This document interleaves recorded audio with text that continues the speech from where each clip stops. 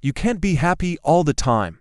What the hell are you talking about? You have no idea how to be happy. You're just making stuff up as you go along. Here's a couple things that might help you be happy. No. 1. If what you did yesterday seems big, you haven't done anything today. In other words, don't dwell on your past successes. If you're still basking in the glow of past successes, you're not going to be as hungry and as driven to have new successes. You've already done it. You know you can do it again. The satisfaction from the previous day shouldn't carry over into today. Today is a new day. Don't carry your successes or your failures from one day to the next. Each day is its own entity. You haven't done anything yet today. No. 2.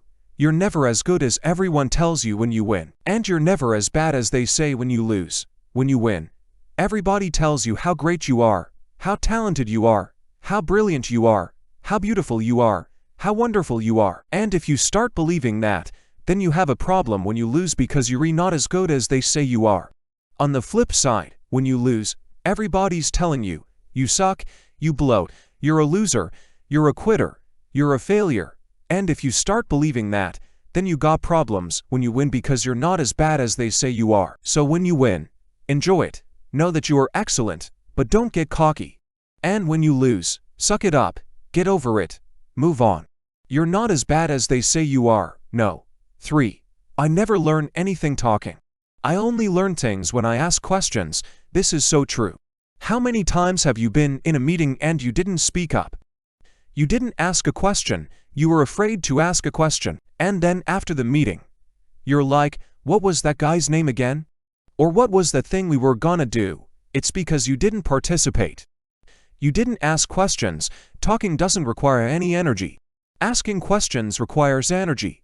But if you want to get something out of a conversation, you got to be willing to ask questions. And the same holds true for pretty much everything in life. If you want to get something out of it, you got to be willing to put some energy into it. Note 4. Winners embrace hard work. They love the discipline of it, the trade-off they're making to win. Losers, on the other hand, see it as punishment. And that's the difference. Winners love the fact that it takes hard work to win. They love the discipline required to win. Losers view it as a punishment. They would rather lose than have to work hard. And that's the difference between winners and losers. No. 5. The man who complains about the way the ball bounces is likely the one who dropped it. If you drop the ball, it's your fault. Don't blame outside circumstances for your shortcomings. Don't blame other people for your shortcomings. It's your fault. Own it. Deal with it. Move on. No. 6. If you want to be happy for an hour, eat a steak. If you want to be happy for a day, play golf. If you want to be happy for a week, go on a cruise. If you want to be happy for a lifetime, help other people. Nothing makes you feel better. Nothing makes you feel more fulfilled than helping others. And that should be your goal. That should be your objective. Not how much money you make, not how famous you are, not how beautiful you are, but how many people you can help. If you can help a lot of people, you're gonna be happy. You're gonna have a sense of purpose, you're gonna have a sense of meaning, and you're gonna be fulfilled.